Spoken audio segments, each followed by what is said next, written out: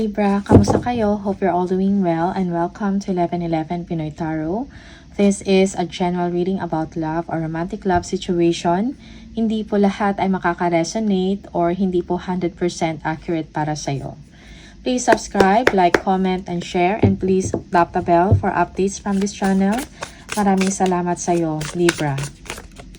Tingnan natin kung anong energy ng person mo towards you about love or romantic love situation.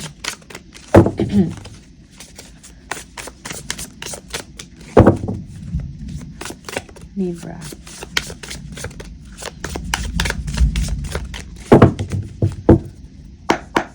Libra. Energy ng person mo towards you, Libra.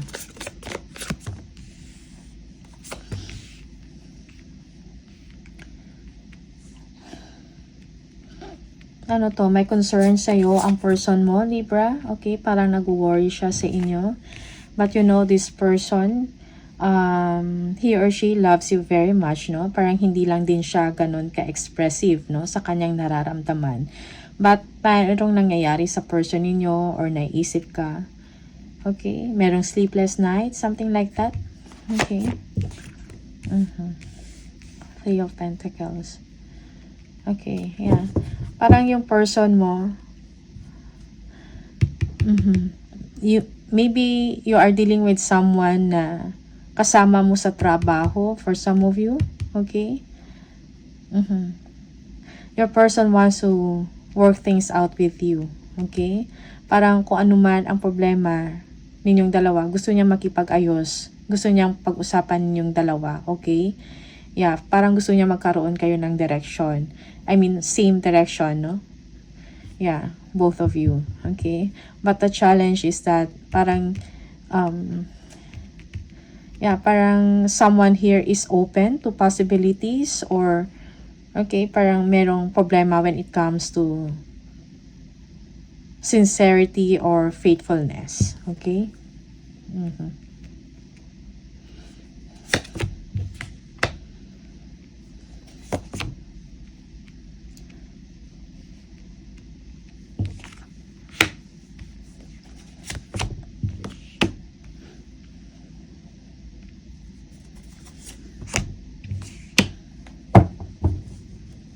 Okay. Alright, so Libra, you might be dealing with a Taurus, a Scorpio. Okay, for some of you. Earth sign also. Virgo, Capricorn, or Taurus. Maybe Aquarius, yung iba sa inyo. Okay. Yeah. Meron ding air sign. Aquarius, Libra, and Gemini. Okay? So, tingnan natin.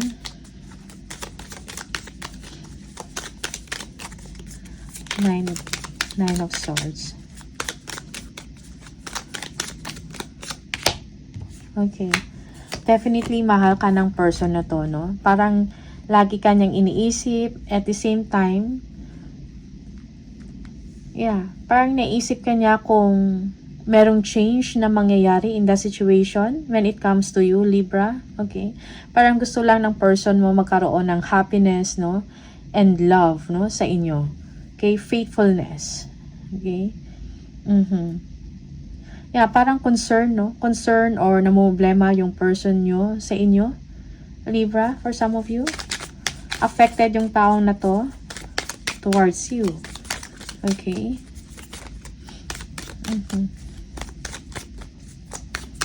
Yeah, maybe your person is thinking about that there is someone else, okay, and there is a child involved. Tingnan natin, King of Cups. Eight of Wands. Yeah, Seven of Wands. Okay. Mahal ka ng person mo pero parang pinoprotektahan niya din yung sarili niya. Meron siyang gustong sabihin, pero hindi niya masabi ng diretsyo. Okay? Yeah. Gusto niya mag-communicate sa inyo. Gusto kanyang tawagan for some of you or i-message or something like that. But at the same time, parang defensive din yung tao na to. Siguro, he or she, parang ayaw niya gumawa ng first move towards you. Libra. Okay? Yeah, protective yung person na to. Okay? Parang pinoprotektahan niya lang din yung sarili niya. Okay? Yeah. But this person is thinking a lot about you. Merong sleepless night sa part niya. Okay? It seems that this person, meron siyang concern about someone else. Okay? The Fool. Tingnan natin.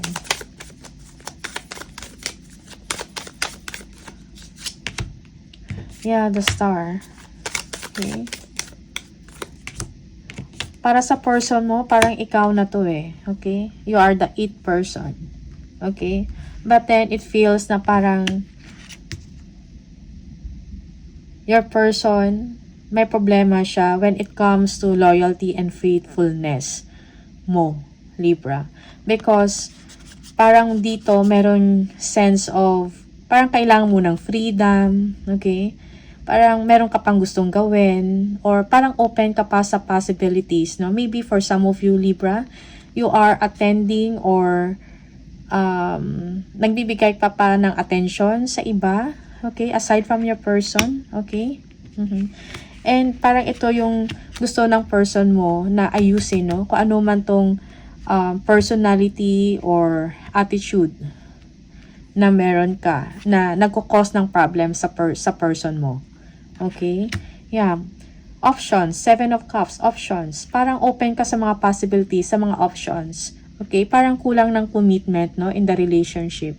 Okay? And this is the problem. Ito yung problema ng person mo towards you. Okay? 3 of Pentacles. Yeah. The Hierophant. Yeah, so your person and the 3 of Wands. Okay. Yeah, so your person is maybe consulting someone or other people, no? Friends about sa situation ninyong dalawa. Okay. Maybe your person is also waiting na merong magandang balita or magkakaroon ng kaayusan sa inyong sitwasyon. But your person is consulting other people, siguro maybe experts or something like that, no? Or like-minded friends, asking about their opinions or beliefs, no? Based sa inyong sitwasyon. So, your person is looking forward na magkabalikan pa kayo for some of you or magkaroon ng security or stability in the future ang inyong relasyon or connection. Okay? Yeah. But your person is willing, no? Na makipag-ayos or kung hindi man makipag-ayos, at least maging maayos ang inyong connection or relationship. Maybe for some of you as friends, no? Or maybe for some of you as co-workers, no? Yeah. Yung iba sa inyo is this is someone, no? From your work, no? You are working with this person or this is a colleague kasama mo sa trabaho. Okay? Just take what resonates for you and leave the rest. Yeah.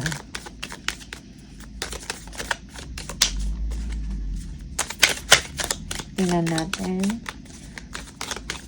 Libra.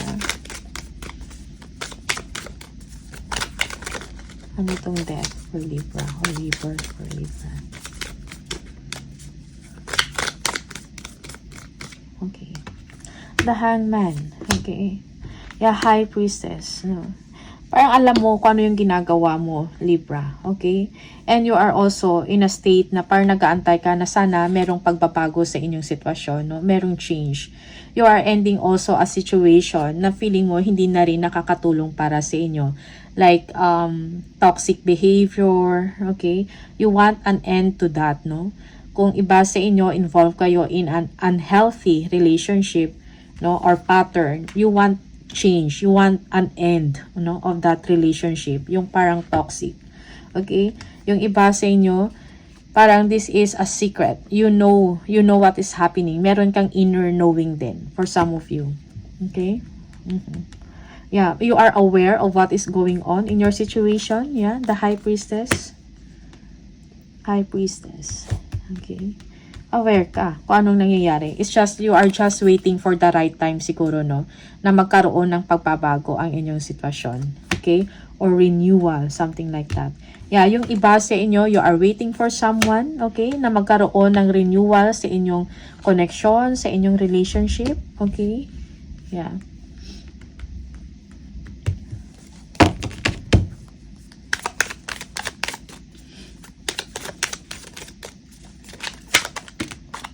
Oops. Tingnan natin tong Hierophant.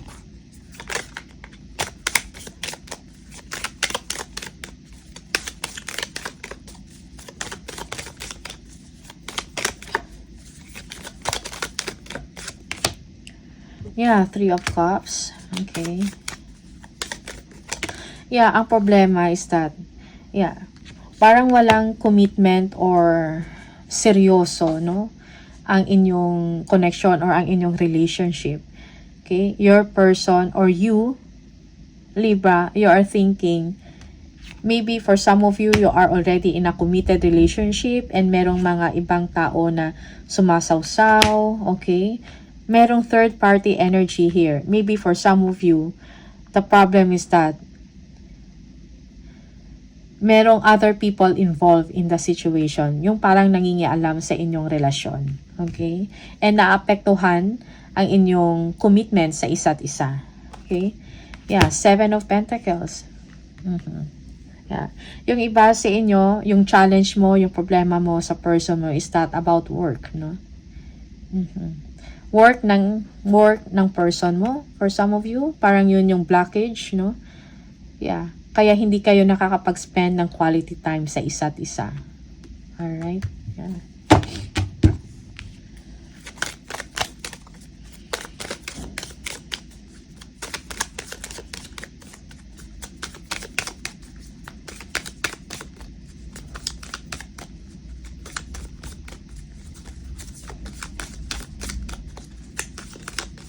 Okay. Tingnan natin. Judgment, the King of Cups, and the 5 of Cups, no? So, on your part, Libra, parang you know kung anong nangyari. Merong pagsisisi sa part ninyo. You feel na parang sinayang mo yung pagmamahal ng tao na to sa inyo, Libra. Okay? Just take what resonates for you. Okay? That these are the energy na sinasabi, no? Yeah.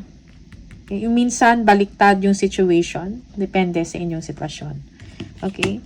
Merong pagsisisi, merong disappointment, no? Maybe you miss this person, Libra, and naintindihan mo na ngayon yung pagmamahal ng tao na to sa inyo. Okay? That is for some of you. And now, maybe for some of you, you want to reconcile with this person, but this person is quite protective para sa sarili niya. Okay? 5 of Cups.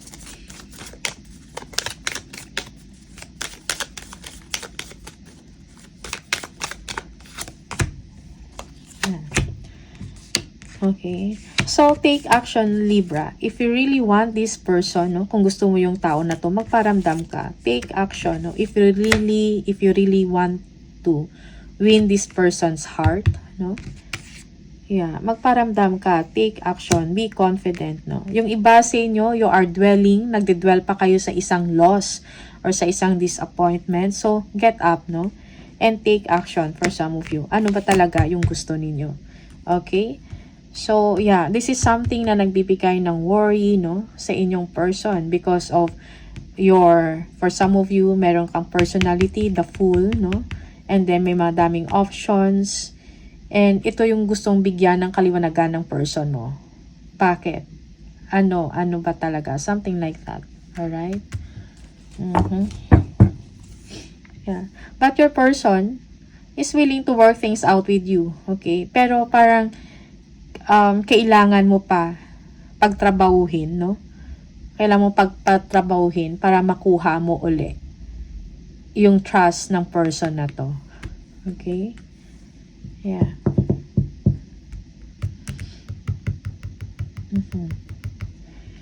Yeah. Yung iba sa inyo, yes. You want to reconcile with this person. And you want to express na nagsisisi ka, that you are sorry. Okay? That is the outcome for you. Alright, Libra? Yeah. Okay. So, express kung ano yung nararamdaman mo. Take action at the same time. These are the energies for you, Libra. Maraming salamat sa inyo and see you on the next video. Bye!